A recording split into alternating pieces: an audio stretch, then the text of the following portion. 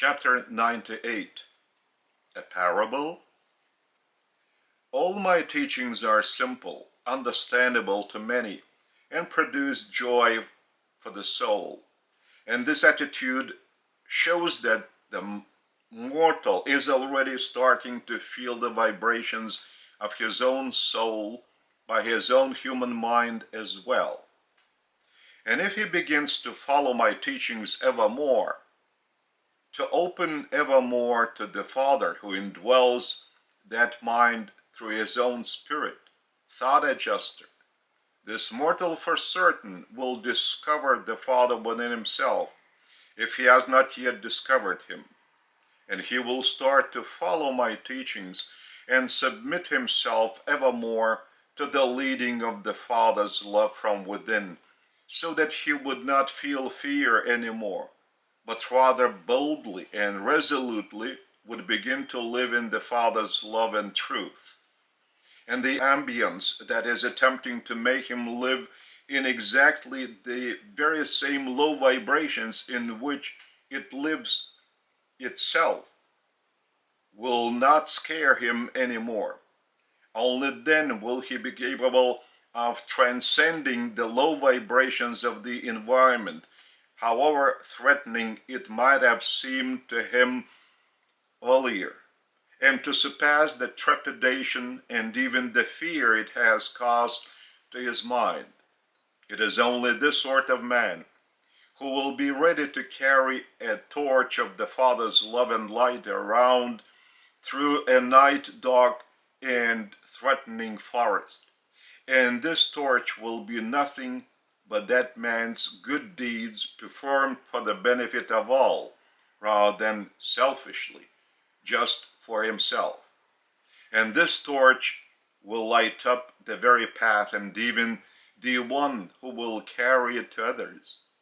And fairly many, having seen this diffused light, similarly will cease to fear this frightening darkness which has surrounded them, and they will desire to catch the flame from the torch of the Father's love and light for their own small torches, to join this magnificently lit carrier of the torch, and thus brightly light up the path for all. And that carrier of the torch will wisely teach this other one who desires to take the flame of his own torch, that this fire is not an ordinary one. It does not burn down the way an ordinary fire burns down and destroys material things. It is not possible to catch the flame directly from that very torch. It is possible only to light it by opening oneself to the source and center of love and truth, the Father. And this man who has a desire to feel courage and peace within, even as he now sees the torch bearer being bold and peaceful within, he sincerely learned by listening to the bearer of the shining torch in what manner it is necessary to light up the torch from within, so that it would light up the path and the ambience without.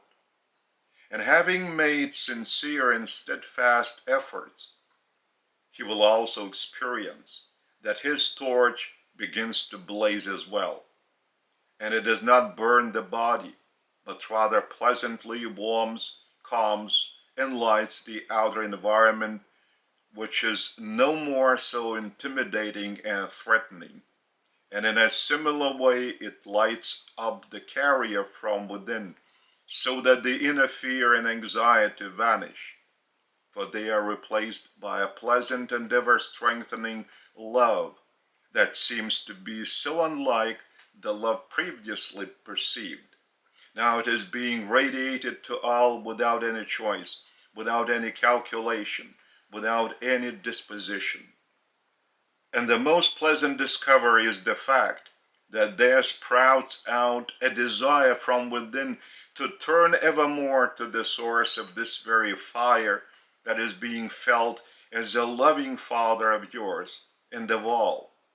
And as this desire ever grows, You start to turn to the Father ever more, and you even begin to talk with him, even as with a wonderful friend whom you love, without any fear, without any, even the least worry and doubt that you must not talk with him in any manner, that it is inappropriate to talk with him in any way, for he is so mighty. He can even light the fire on the torch.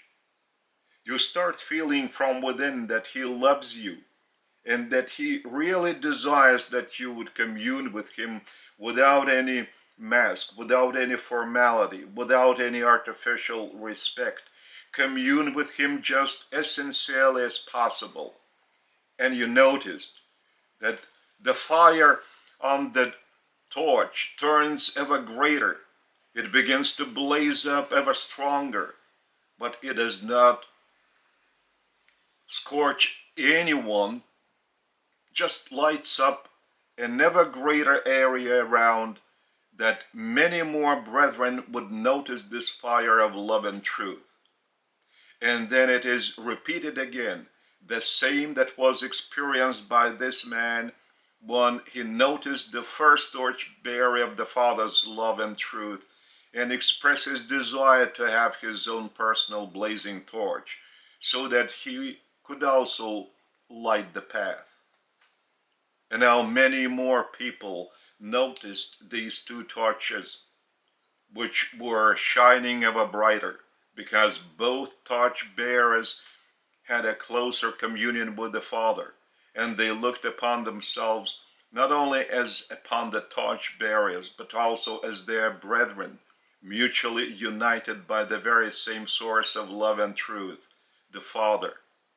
And then they began not only to understand ever better, but also to experience, by their mutual cooperation and their relationship with the Father, that all other people who are still frightened and enveloped in the fear of darkness are also their brethren, since they can also light up their torches, similar to the way in which they both lit up theirs, having turned to the Father within themselves.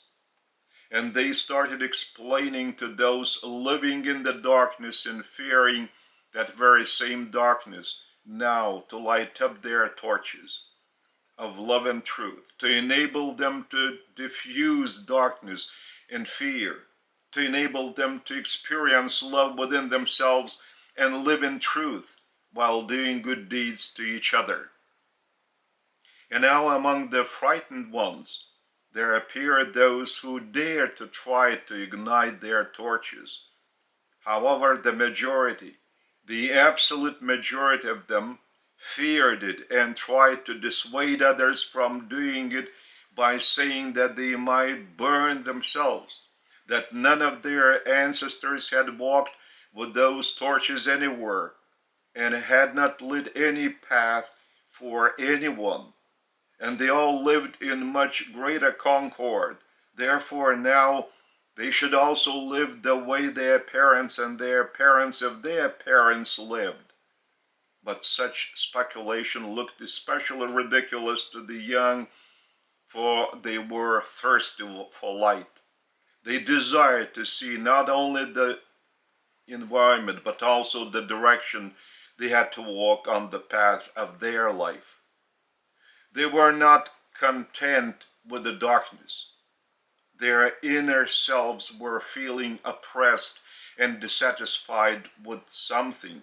And all the time they were searching for something, only being unaware of what they desired and how to meet these desires. Their material wealth, accumulated in the darkness, neither warmed them nor enlightened their inner selves. Therefore, their anxiety they were feeling within did not disappear. However much material wealth they had piled up, which did not shine, it was invisible in the darkness. It was like a stone hanging around the neck and submerging them ever deeper into that darkness. And the younger ones, who had not yet saturated themselves without fear of darkness, try to liberate themselves from this darkness, exactly in a similar manner as the very first one had delivered themselves from it. And they also noticed that their torches did ignite, and they also enlightened the ambience and even lit up the direction of their life path to live for the benefit of all. And then they realized that even the wealth which had been accumulated with such difficulty and which now was dragging them down to the darkness was necessary to be used wisely for themselves as well as for the enlightenment of all. And as they discovered this manner of applying their material wealth, they immediately began to use it, not only for their own benefit or for the benefit of their own families, but also for the benefit of all. And then they and all others noticed that their wealth ceased to cause them anxiety and drag them deeper down into the darkness, as it had done before, but rather started shining ever more, even in the dark ambience. And the wealth itself and the ways of acquiring it stopped wearing them out, but rather began to acquire meaning. And these very young people were feeling in the light of their torches and in the light of the other torches all around, especially due to their inner love and truth, that the meaning of their lives was to earn wealth for each other rather than for oneself.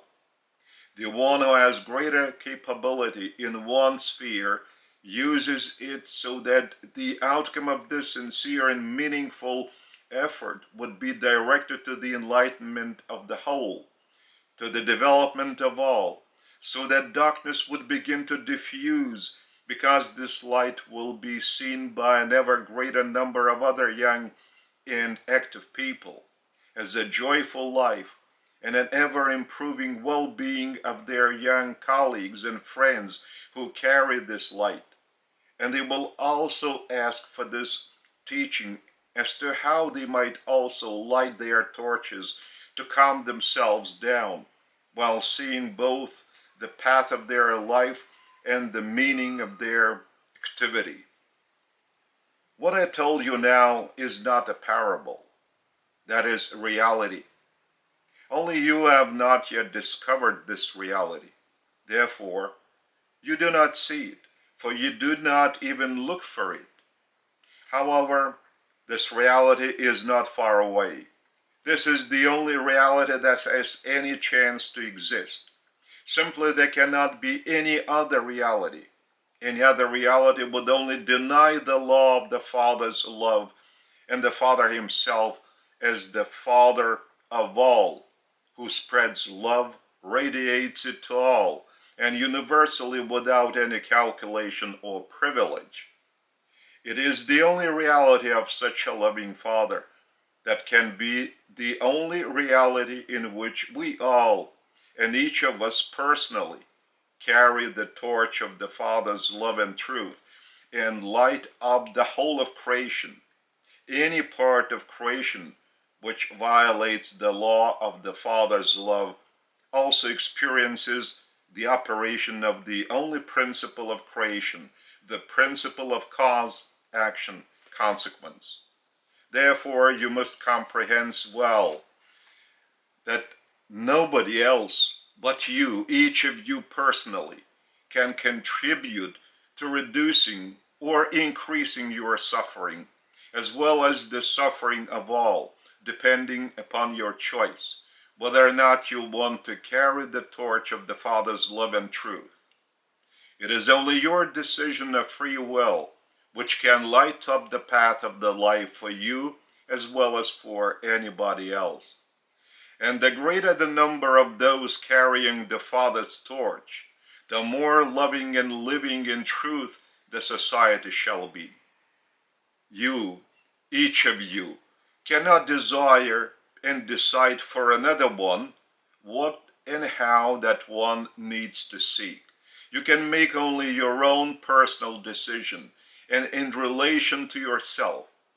However, having made your personal decision, you, each of you, become this only torch of the Father's love and truth, which will show you your personal true path. And another one will see his own true path. Still another one will do it too. And this fire of the Father's love and truth will bring each one individually into a brotherly family, since this light, even though lit up by each of you personally and blazing with an individual light matching one's ability to see that light and not get blinded by it, all the same is leading you to this very path, to a mutual brotherhood within an enormous spiritual family of the whole of Father's creation. And this Father's family starts its existence already today and already on this world, not sometime after your resurrection, not after your death that you are so scared of, and that, due to your ignorance, must take you somewhere to non-existence. But as soon as you, each of you personally, light up this very torch of the Father's love and truth, it is difficult for you to believe it. It is even more difficult for you to perceive it, since the present time ambience is so selfish and so completely isolated. Even though you do travel, keep contacts among yourselves, and communicate, but that does not eliminate your true mutual isolation. You associate among yourselves only as bodies rather than as souls. Therefore, your present association is nothing more than the isolation of your souls. And this is why there is no true society that would entertain common pursuits, that these pursuits would unite you as a community.